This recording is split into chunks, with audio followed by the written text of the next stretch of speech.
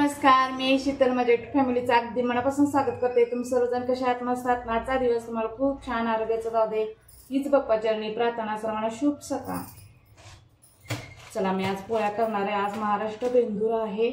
आज बैलांना शेतामध्ये राबवत नाहीत। आज पूर्ण दिवस त्यांना आराम असतो बैलांना। आज पुरणपोळ्याचा स्वयंपाक करतात, त्यांना खाऊ घालतात, पूजा करतात, खूप छान सजवतात, त्यांना वाजत गाजत मिरवणूक सुद्धा काढतात। चला, आपल्यालाही पोळ्या करायच्या आहेत। सूरज आता पूजा करून गेले।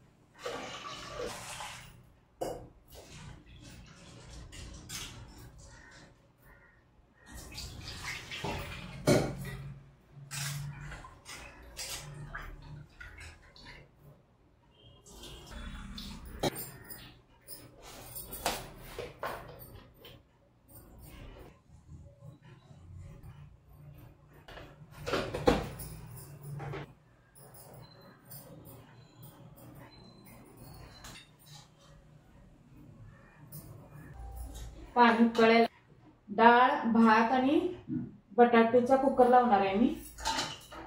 उकळलेलंच पाणी घालायचं। पुरण खूप छान होते आणि डाळ पण खूप छान शिजली जाते।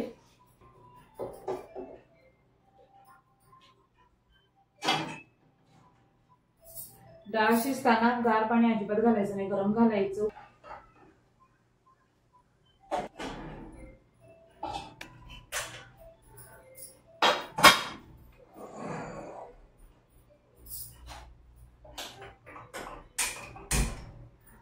कुकरला मी 7 शिट्ट्या देणार आहे आणि कुकर होईपर्यंत पीठ मळून घेते।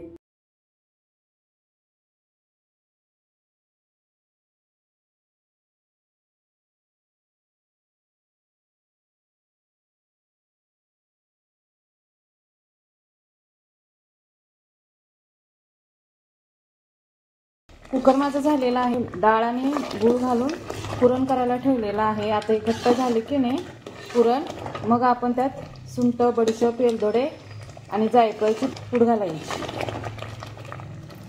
आता यात घालायचं नाही, ज्या वेळेला घट्ट होतंय ना पुरण त्यावेळेलाच घालायचं, कारण की पोळीचा वास तसाच राहतो। सुंठ, बडीशेप, वेलदोडे आणि जायफळांचा यात घातला ना वास येत नाही, झाल्यावरच घालायचं। इथं बटाटू ठेवलेत गार व्हायला। हे असं पुरण घट्ट झालं ना त्यामध्ये हे सुंठ, बडीशेप, वेलदोडे आणि जायफळची पूड केलेले ही घालायचे यात। यावेळेला घातला ना खूप छान पुरणपोळी लागते। यावेळेलाच घालायचं, वास पण तसाच राहतो। आणि ज्या वेळेला करायला गेलं ना तुम्ही, म्हणजे गूळ आणि डाळ वितळते ना त्यावेळेला जर घातला ना वास अजिबात राहत नाही। लाईट गेलेली आहे।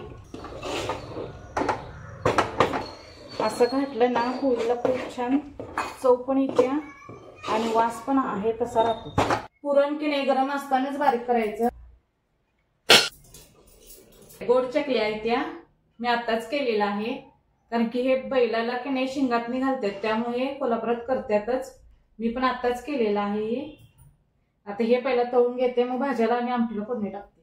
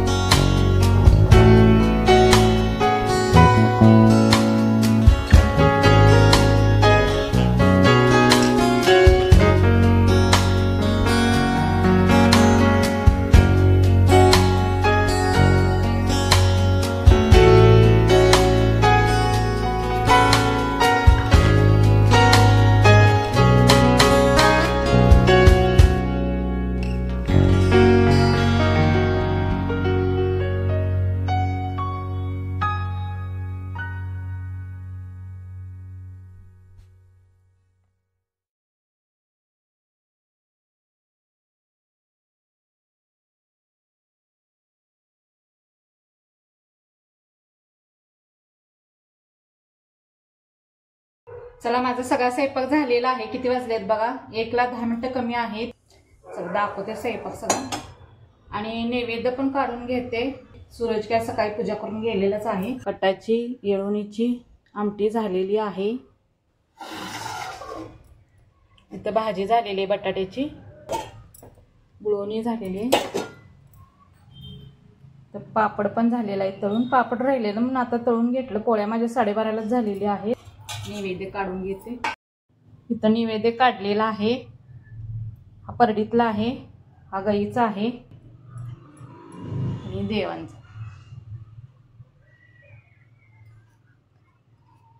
चला आता नैवेद्य दाखवते. केवढा मोठा पाऊस आलाय बघा. लई गरम होत होतं, गरम भरपूर होत होतं.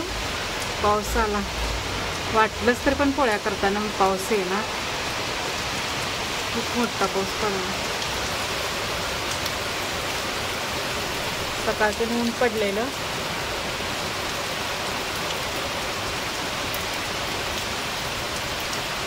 वारं पाऊस असं पाऊस येतोय जातोय, ऊन पडते परत. एकदमच मोठा पाऊस आला. पोळ्या करताना खूप गरम होत होतं खूप.